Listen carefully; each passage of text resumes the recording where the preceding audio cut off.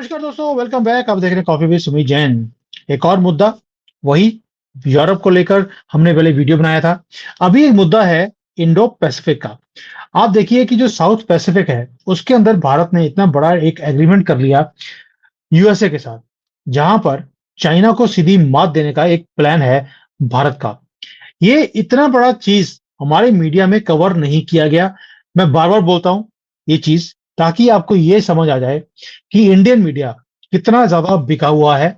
जहां से पैसे मिलते हैं ये उन्हीं की बातें बोलता है, और इन्हें पैसे मिले हैं कि भारत में नेगेटिव न्यूज दिखाई जाए, कोई भी पॉजिटिव न्यूज आपको दिखाई नहीं जाए, ताकि आपके दिमाग में ये आए कि यार कौन सी कंट्री में रहते हैं हम लोग।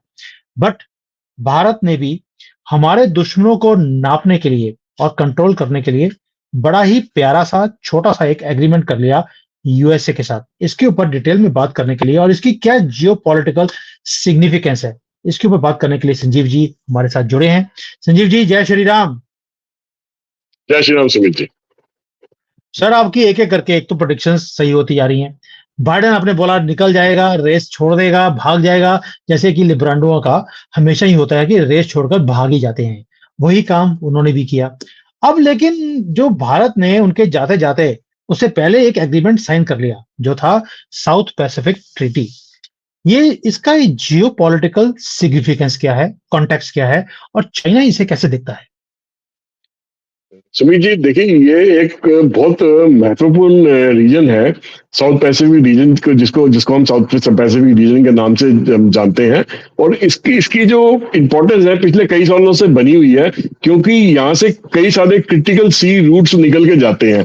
ये सी लेन्स कहते हैं। जैसे हम जमीन पे हम कहते हैं ये हाईवे बन गया, तो हाईवे से बेसिकली क्या होता है कि एक ट्रेड रूट बनता है, एक इधर से उधर माल का आना जाना उससे होता है। ऐसे ही सी रूट्स बनते हैं, जिसमें हम सी लेन्स, उसको सी लेन्स का नाम देते हैं, जहां से वर्ल्ड की जो जितनी भी शिप्स होती हैं, जो कि व्यापार के मद्देनजर इस्तेमाल करी जाती हैं, सामान का इधर से उधर जाने के लिए, वो इस रीजन से सबसे ज्यादा पास करती हैं। और चाइना ने पिछले कई सालों से इस रीजन के अंदर अपना जो इन्फ्लुएंस है, अपना जो दबदबा है, वो उसको बढ़ाने की कोशिश करी है। और इस रीजन के अंदर उसने क्या करा है कि काफी सारे इंफ्रास्ट्रक्चर प्रोजेक्ट्स भी बनाए हैं, उसने इन्वेस्टमेंट भी करी है, और अपनी मिलिट्री की भी इसने प्रेजेंस इस एरिया के अंदर बढ़ाई है। अच्छा, यूएसए और उसके जो अलाइज हैं, जो कि यूरोपियन यूनियन में या नेटो कंट्रीज के हैं, उन्होंने इस चीज को काउंटर बैलेंस करने की कोशिश करी है कि इस रीजन का जो मालिक है, या इस रीजन का कोई अकेला एक मालिक नहीं हो सकता। ये तो पूरी, ये जो सी रूट्स है, ये सी लेन्स है, तो ये पूरी दुनिया की इकोनॉमी के लिए बने हुए हैं ना, ये किसी अकेली एक कंट्री के लिए तो बने नहीं हुए। तो चाइना क्लेम करता है कि ये जो रीजन है वो उसका है, उसको बिलोंग करता है, उसके कंट्रोल में है। और वहीं पे यूएसए कहता है नहीं, ये रीजन तुम्हारा अकेले का नहीं, ये पूरी दुनिया को बिलोंग करता है। और इसमें उसको काउंटर बैलेंस करने के लिए वो इस रीजन में अपना भी दबदबा बनाने की कोशिश कर रहा है। यूएसए अपने भी उस रीजन में जो कंट्रीज है वहां पे अपने बेस क्रिएट करने की कोशिश कर रहा है, मिलिट्री बेस बनाने की कोशिश करता है। और इंडिया का भी इसमें रोल जो है बहुत ही ज्यादा सिग्निफिकेंट हो गया है पिछले कई सालों में। तो इंडिया जो एक उभरती हुई सुपर पावर की तरह अब एक्ट कर रही है, रीजनल पावर की तरह एक्ट कर रही है, तो उसने चाइना की ये जो एक्सपेंशनिज्म प्लान है, जो कि चाइना ये क्लेम करता है कि साउथ चाइना सी या उसके आसपास का जो एरिया सारा उसका ही है, उसमें उसने सवाल जवाब करना शुरू कर दिया है। तो वो ये कहता है कि ये जो रीजन है, ये मेरे क्योंकि हमारे इंडियन ओशन के साथ जुड़ा हुआ है, बे ऑफ बंगाल के साथ जुड़ा हुआ है, तो ये उसका एक्सटेंडेड रीजन ही है साउथ चाइना सी। इसमें सिर्फ आपका हक तो अकेले का हो नहीं सकता। तो इसके अंदर इंडिया ने भी कई जगह अपना इंटरेस्ट दिखाने की कोशिश करी है, वहां पे कई सारे देशों के साथ अपने एग्रीमेंट्स करने की कोशिश करी है। यहाँ तक कि उन्होंने उन देशों को हथियार भी बेचने में कामयाब हुए हैं, कि अगर क्योंकि उसमें चाइना का अकेले का दबदबा वहां पे वो इंडिया भी पसंद नहीं कर रही, अमेरिका भी पसंद नहीं कर रही, अमेरिका के अलाइज भी पसंद नहीं कर रहे, और चाइना वहां पे खुद अकेले उस एरिया को अपना ही बनाने की बात करता है। तो इस सब चीजों को मद्देनजर रखते हुए, कि ये चीज को समझते हुए कि आने वाले दिनों में क्या चाइना से कोई इस रीजन पे पूरी तरीके से कब्जा करने का थ्रेट है, क्या चाइना आने वाली शिप्स, जितनी भी शिप्स हैं इधर उधर से जो आ रही है, क्या उनको उनको परेशान कर सकता है, उनको रोक सकता है, उनको उस एरिया से निकलने से मना कर सकता है? तो इंडिया और चाइना ने अंदर ही अंदर एक स्ट्रेटेजिक पार्टनरशिप कर ली है इस रीजन के लिए, जिसमें यूएसए जो है इंडिया का रोल बहुत महत्वपूर्ण मानता है इस एरिया के अंदर, को पावर का बैलेंस बनाए रखने के लिए। और साउथ चाइना सी में जो यूएसए ने इंडिया के साथ जो ट्रीटी करी है, उसमें यूएसए जो है इंडिया के साथ मिलिट्री कॉपरेशन करेगा इस एरिया में। इसका मतलब ये है कि कई सारी मिलिट्री आने वाले दिनों में आपको कई सारी मिलिट्री एक्सरसाइजेस होती नजर आएंगी, जिसमें ना केवल इंडिया और अमेरिका यूएसए इन्वॉल्व होगा, उसमें जापान ऑस्ट्रेलिया भी इन्वॉल्व आपको होते नजर आएंगे। और ये जो पैक्ट, जी ये जो पार्टनरशिप है यूएसए की और इंडिया की, जो साउथ पैसिफिक पॉलिसी है, ये हम भी समझते हैं कि चाइना को काउंटर करने के लिए है। चाइना ने ये बोल दिया कि साउथ चाइना सी जो है वो उसको बिलोंग करता है, क्योंकि उसके अंदर चाइना वर्ड आता है। तो ये तो हिस्टोरिकली उसको साउथ चाइना सी बोलते हैं, तो ये चाइना को बिलोंग करती है। तो इंडिया जो है वो सारे वर्ल्ड के साथ मिलकर ये अनाउंस क्यों नहीं कर देता कि इंडियन ओशन हमें बिलोंग करता है, क्योंकि इसमें इंडिया आता है। भाई अगर साउथ चाइना सी में चाइना आता है तो आपको है, तो इंडियन ओशन हमारा है। इसमें से अगर कोई पास करेगा तो हमारी परमिशन के बिना कोई पास नहीं कर सकता। सर आप छोटा सा काम क्यों नहीं कर लेते, अगले की भाषा में जवाब दे दीजिए। आपको ये इतने इतने एग्रीमेंट करने की जरूरत क्या है? साउथ पैसिफिक स्ट्रेटेजिक पार्टनरशिप आपने कर ली यूएसए इंडिया की, तो इसके बजाय आप इंडियन ओशन को ही अपना डिक्लेयर कर दीजिए, स्यापा खत्म हो जाएगा। सुमित जी, इंडियन ओशन इतना बड़ा ओशन है कि उसको पूरा कंट्रोल करना तो किसी भी कंट्री की बस की बात नहीं है। अगर सपोज कल को अमेरिका बोलेगी जो हमारे ईस्ट में आपका अटलांटिक ओशन आता है, वेस्ट में पैसिफिक ओशन आता है, तो ये दोनों ओशन मेरे हुए, तो कितना बड़ा ओशन है कि वो क्या अमेरिका उसको कंट्रोल कर सकता? नहीं कर सकता।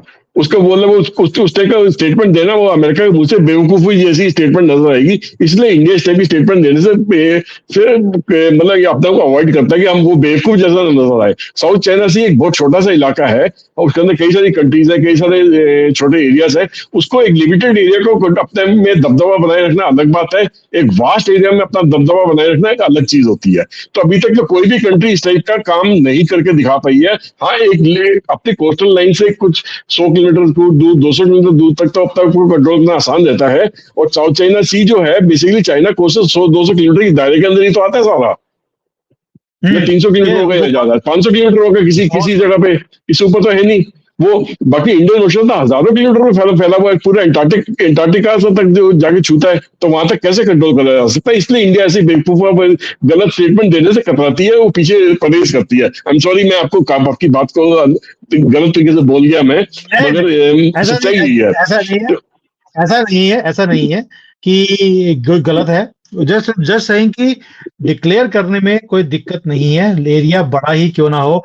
और भाई अगले ने छोटी लाइन बनाई है, आप अपनी लाइन तो बड़ी कर सकते हैं, डिफेंड तो हम किसी भी कर लेंगे। लेकिन सर जो ये एग्रीमेंट है, आपको नहीं लगता कि चाइना को भी खलबली मचेगी कि ये एग्रीमेंट इंडिया ने किया है अमेरिका के साथ, वो भी एक मिलिट्री एग्रीमेंट है।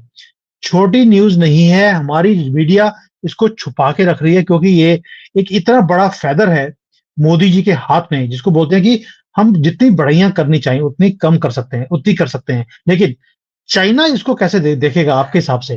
क्योंकि मैं बात रहा हूं यहाँ पे चाइना में इसको अच्छी तरह से नहीं देखा जा रहा। आपका क्या आकलन है इसके ऊपर? सुमित जी, देखिए अभी तक चाइना की जो पॉलिसी रही है वो बेसिकली में हिंदुस्तान के जो हिमालय के साथ जो बॉर्डर्स है उसपे वो अरुणाचल प्रदेश को, लद्दाख को लेके कुछ ना कुछ हलचल करता रहता है। अच्छा, उसकी कोशिश ये रहती है कि इंडिया की जो डिफेंस फोर्सेस हैं वो अपना जो इंडिया के जो थिंक टैंक है या जो गवर्नमेंट है वो उसी जगह पे कॉन्सेंट्रेट करे जहाँ पे चाइना हलचल करने की कोशिश कर रही है, उनका दिमाग उस तरफ जाए, उनका चाइना समुद्र की तरफ जाए ही ना। चाइना धीरे धीरे करके दूसरी तरफ से अपने आप को समुद्र में अपने वेसल्स लगातार बनाती जा रही है और उसमें अपना कुछ धीरे स्ट्रॉन्ग करती जा रही है। उनकी दादागिरी वहां पे उस एरिया के अंदर साउथ चाइना में बढ़ती जा रही है और धीरे करके वो अपनी सबमरीन्स भी इंडियन ओशन में भेजने में कई बार कामयाब होती है। यहाँ पे अंडर वाटर सर्विलेंस भी करने में कामयाब होती है। वो कहीं ना कहीं पे जाके वो श्रीलंका से भी सी पोर्ट लेने की बात करती है, कहीं ना कहीं कराची का पोर्ट भी लेने की बात करती है, कहीं ना कहीं बांग्लादेश से भी सी पोर्ट लेने की बात करती है, कहीं ना कहीं म्यांमार से भी सी पोर्ट लेने की बात करती है, तो बेसिकली इंडिया के चारों तरफ एक इंडिया को चारों तरफ से घेरने की कोशिश कर रही है वो। तो वो जानते हैं कि आने वाले टाइम पे अगर इंडिया उभरेगा, एक वर्ल्ड इकोनॉमी, वर्ल्ड में पावर सेंटर बनेगा, तो शायद मैं इंडिया के आसपास इतनी इतनी परेशानी खड़ी कर दूंगा कि इंडिया उससे उसको अपने को पूरी तरीके से उभार ही नहीं पाएगा इकोनॉमिकली, जिस तरीके से इंडिया अपने को उभारना चाह रहा है। मगर इंडिया ने इस थ्रेट परसेप्शन को पहले ही समझ लिया। उसने उसने जो अमेरिका के साथ में ये जो साउथ चाइना की साउथ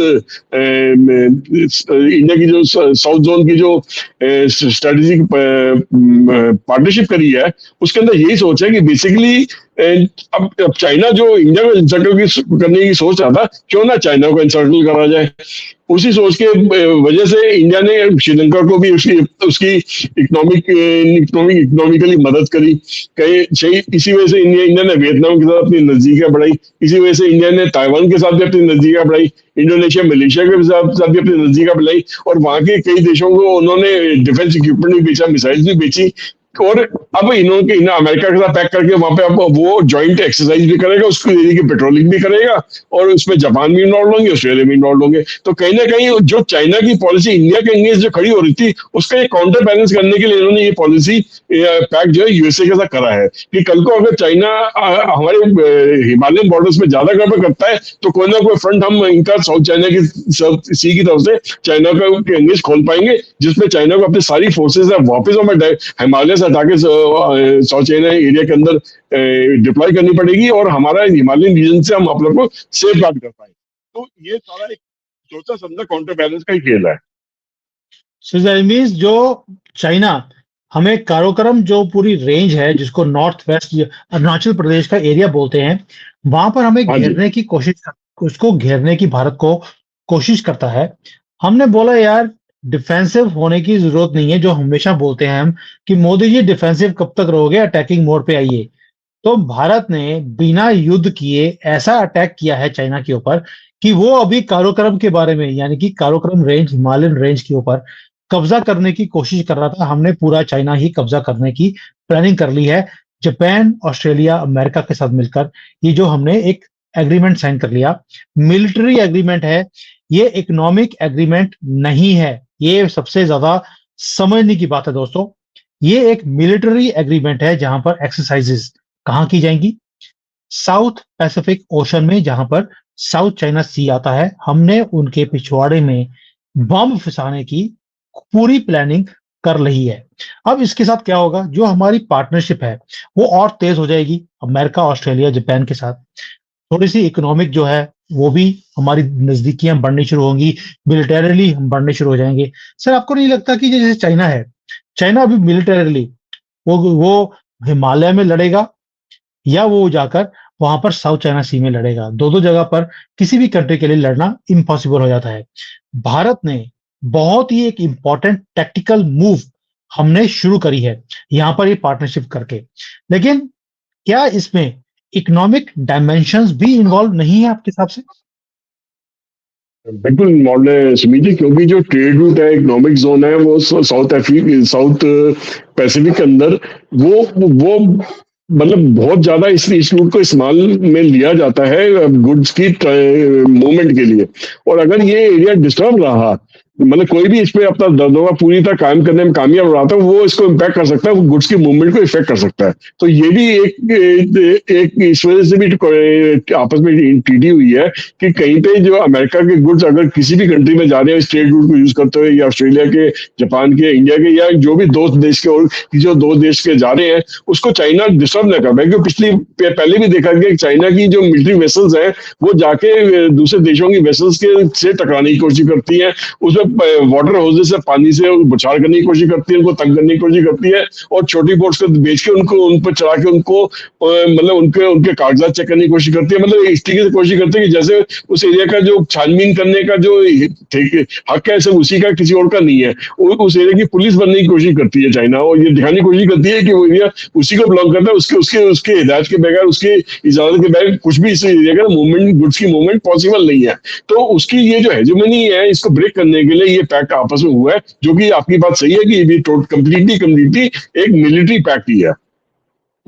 सर मैं एक चीज और देख रहा हूं कि जो ये एग्रीमेंट हुआ है, इसके जो डॉक्यूमेंट मैंने पढ़े, उसमें मुझे एक चीज और बड़ी इंटरेस्टिंग नजर आई कि हम यहाँ पर सिर्फ ये नहीं है कि साउथ चाइना सी में या पैसिफिक ओशन में हम लोग जॉइंट एक्सरसाइजेस करेंगे।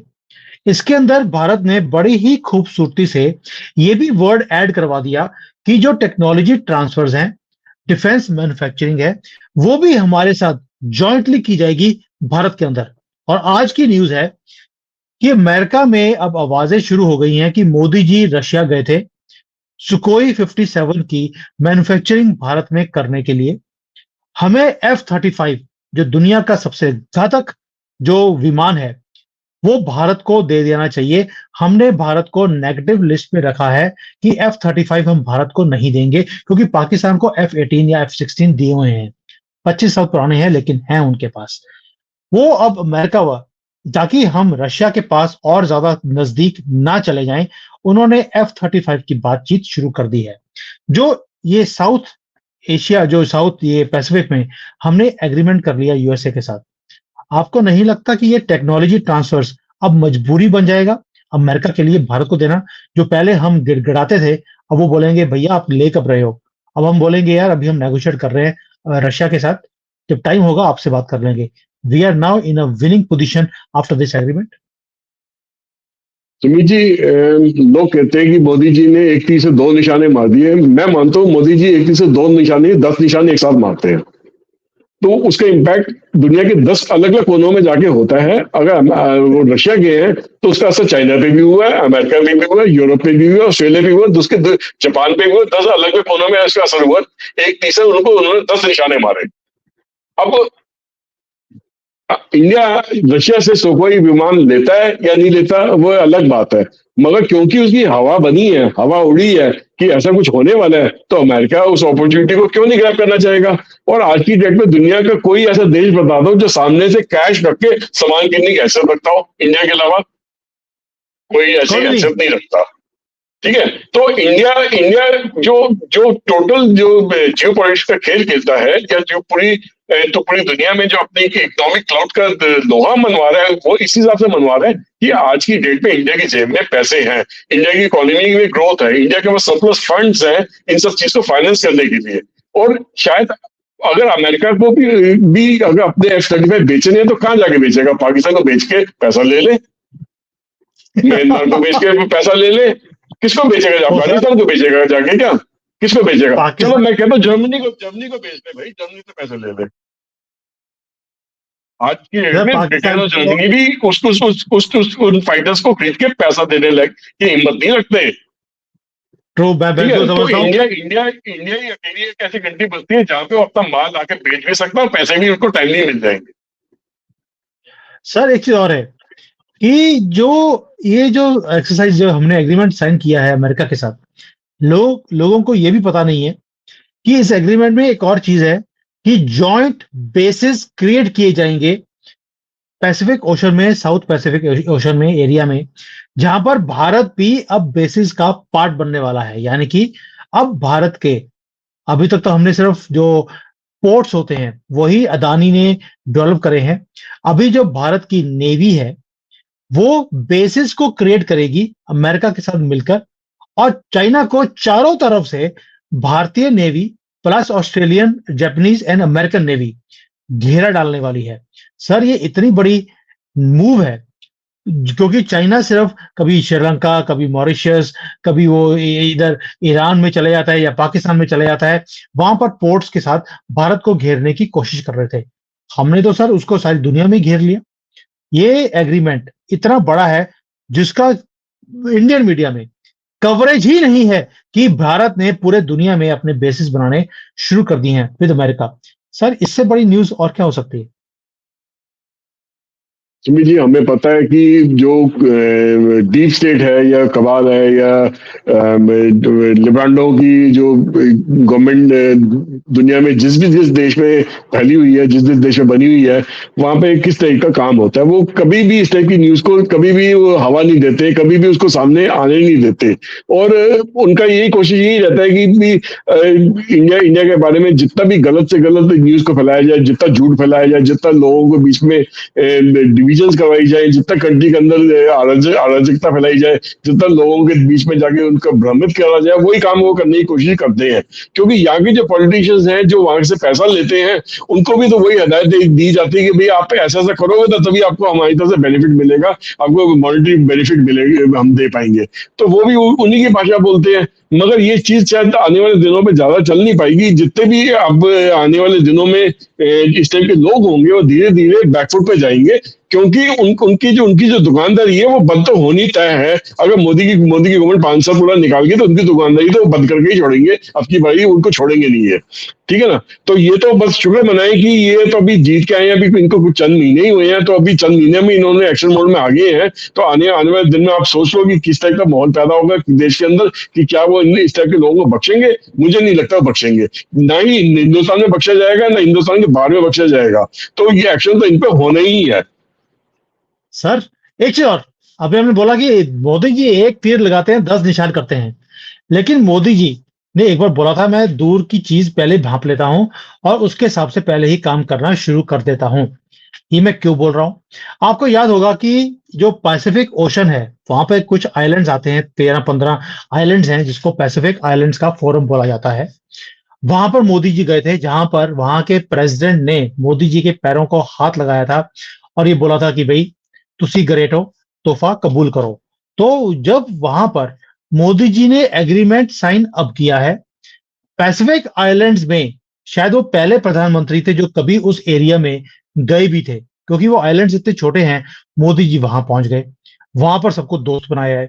अब वहां पर जो पैसिफिक आइलैंड्स हैं, जैसे ही उन्होंने एग्रीमेंट को देखा कि भारत यहां पर एग्रीमेंट करके इस एरिया में आना चाहता है, उन्होंने अपने आइलैंड्स को भी भारत को सौंप दिया कि मोदी जी हम अमेरिका के ऊपर ट्रस्ट नहीं करते, चाइनीज के ऊपर ट्रस्ट नहीं करते, आपको बेस चाहिए, मैं आपको यहां पर बेस देना चाहता हूं।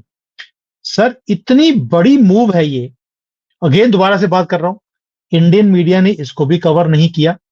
और आप सोच के बताइए, वो छोटे आइलैंड्स पैसिफिक ओशन में जो चाइना से सिर्फ 3-4 घंटे की दूरी के ऊपर हैं, वहां पर भारत अपने बेसिस बनाने की बात करता है। सर चाइना कैसे देखेगा इस सारी रीजनल अलायंसेस को? हमने सिर्फ ये जो एग्रीमेंट किया है जिसको हम बोलते हैं साउथ पैसिफिक ट्रीटी, इसके साथ तो सर हमने ग्लोबल साउथ के दादा, पैसिफिक ओशन में आइलैंड्स में दादा, चाइना को हमने बर्बाद कर दिया या बर्बाद करने की हमने प्लानिंग कर दी।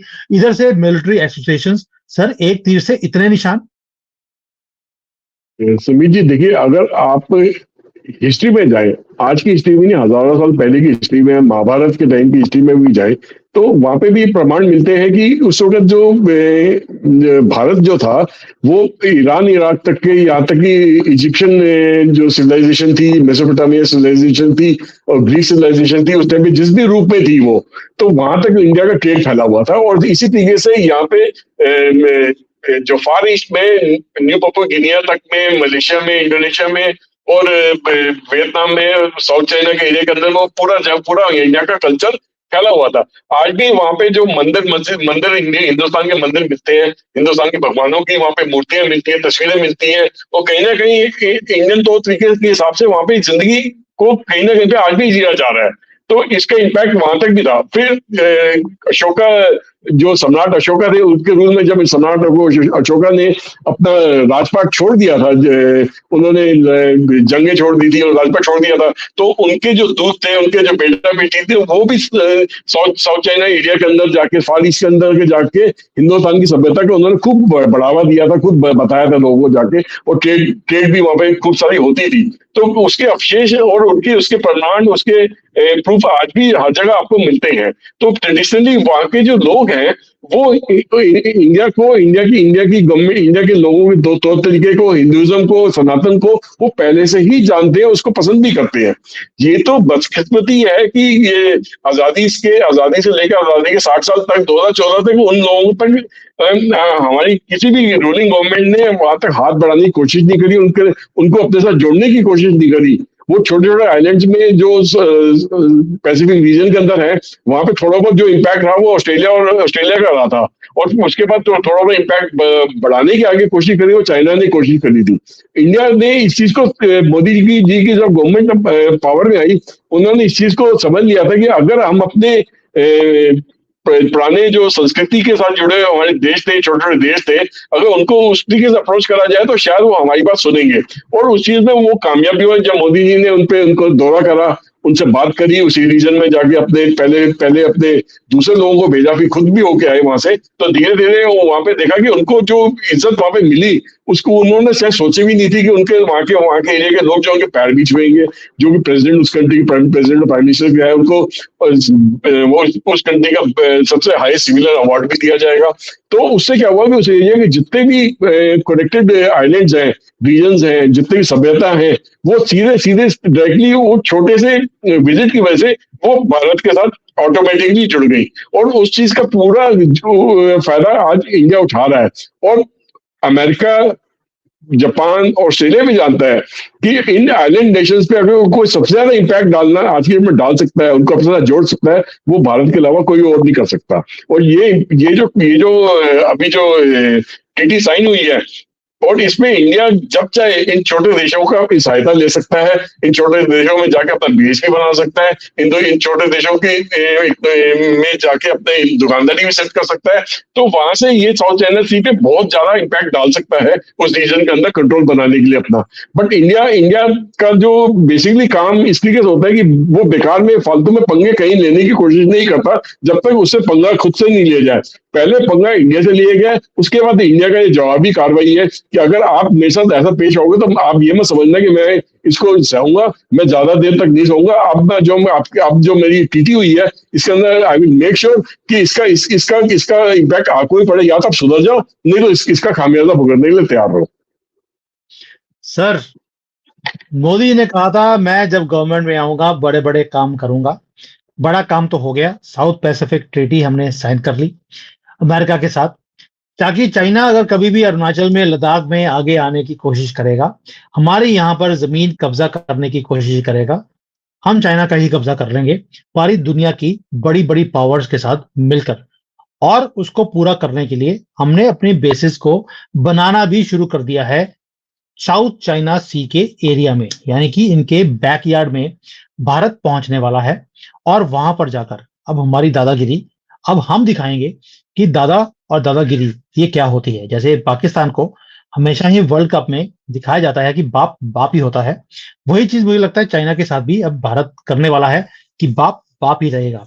और हमने भी दुनिया के जो दादा हैं उनके साथ मिलकर ये दादागिरी करनी शुरू कर दी है। इसके इम्प्लीकेशंस कितने बड़े होंगे ये आप इसी बात से समझ सकते हैं कि अब अमेरिका को मजबूरी में आकर अपनी टेक्नोलॉजीज भी हमें ट्रांसफर करनी पड़ेंगी अगर ये एग्रीमेंट साइन करना है। यानी कि एक तीर से इतने निशान है कि अगर गिनने शुरू करूं मैं तो कम ही नहीं होते, गिने ही नहीं जा रहे, इतना बुरा हाल है एक ही एग्रीमेंट के साथ। चाइना ध्वस्त हो गया है, अमेरिकन जो हेजेमनी थी उसको ध्वस्त हमने कर दिया है, रशिया का ट्रिप साथ में कर दिया। लोग जो है, मुझे लगता है पहले तो सिर्फ पैसिफिक ओशन की जो कंट्रीज हैं उन्होंने ही मोदी जी के पैरों को हाथ लगाया था। अगली बार बाइडन कभी मिले तो वो भी पैरों को हाथ लगाने वाले हैं कि जना जहां पना तुसी ग्रेट हो। तो सर ये इतनी बड़ी बात। सुमित जी, मैं एक लफ्ज जोड़ना चाहता हूँ। बाइडेन जी शायद नहीं हाथ लगा पाएंगे मोदी जी के पैरों को, कि शायद वो पहले तो सीधा खुद ही खड़े हो जाए, तो झुकने की तो बात दूरी है। नहीं सर, वो क्या होगा कि जब वो पैरों को हाथ लगाने भी लगेंगे तो ऐसे लगेगा कि शायद गिर गए होंगे, क्योंकि वो कभी कभी खड़े खड़े होके भी गिर जाते हैं। तो इसलिए बोल रहा हूँ, तो वो समझ नहीं आएगी कि उन्होंने पैरों को हाथ लगाया कि वैसे ही गिर गए। लेकिन हम तो यही सोचेंगे कि उन्होंने पैरों को हाथ ही लगाया है, क्योंकि हम सिर्फ उतने ही क्लिप लगाएंगे, जब गिर रहे होंगे तो ऐसे लगेगा कि पैरों को हाथ लगा रहे हैं। हमारे लिए इतना ही बहुत है। तो सर ये जो एग्रीमेंट है, इसकी जो अच्छी अच्छी न्यूज हमने बताई है कि हमने चाइना को ही घेर लिया, अब बताएंगे इनको कि तोड़ी ऐसी की तैसी कैसे की जाती है। थैंक यू सर, बड़ा ही मजेदार टॉपिक था, किसी ने कवर नहीं किया, we are the first ones जो इसको कवर कर रहे हैं। Thank you for giving all the details. अगले टाइम एक और मुद्दा, एक और इंपॉर्टेंट जियोपॉलिटिकल न्यूज, प्लस जो हमने अभी सीरीज शुरू करी है बिजनेस के ऊपर वीडियोस बनाने के लिए। आपसे दोबारा से गुजारिश है कि मेरा ईमेल आईडी नीचे दिया हुआ है, मैं आपको एक दोबारा से एक कॉमन हमारा ईमेल होगा जो संजीव जी और मैं दोनों जॉइंटली प्लान करेंगे। We will both look into it. आपकी जो भी रिक्वायरमेंट्स हैं बिजनेस रिलेटेड, कि आपको बिजनेस को चलाने के लिए प्रॉब्लम्स हैं, कुछ भी हैं, उसके ऊपर आप रिक्वेस्ट भेज सकते हैं और हम उसके ऊपर वीडियोस बनाकर आपको गाइड करेंगे। यस सर, आप बताइए।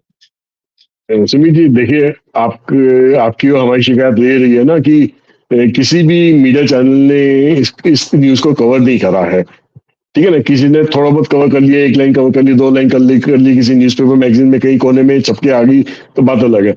मगर क्योंकि आपने और मैंने इसको जब अब कवर कर लिया तो बाकी भी इसको अब कवर करना शुरू कर देंगे। यस, ये तो मैंने देखा है कि जब भी हम कोई चीज कवर करते हैं, उसके अगले दिन ही 5-6 लोग और हैं जो उनको जगह जल्दी से जल्दी कवर करने लग जाते हैं कि श्री श्री 1008 संजीव बिड्डा जी ने बोल दिया, अब तो बोलना ही पड़ेगा। क्योंकि इससे पहले कि वो अगली वीडियो बनाए, उससे पहले पुरानी जो वीडियो होती है, वो सच होनी शुरू हो जाती है। सर, ये तो एक इम्पैक्ट है और इसी में मजा भी आता है। फर्क नहीं पड़ता कि हमने पहले बनाया या किसी और ने किया। हम कवर कर रहे हैं क्योंकि देश से प्यार है और देश के लिए जो अच्छी न्यूज़ होगी, वो लेकर सामने आएँगे। बेशक किसी के पिछवाड़े में चूं-चूं कुछ करता हुआ दिखाई देता हो, हमें फ़र्क नहीं पड़ता।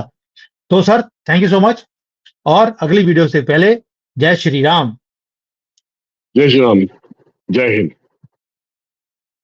Hi there. If you liked the video, please don't forget to smash the like button, subscribe to our channel, and activate the bell icon so that you receive all notifications whenever we upload a new video. Thanks for watching.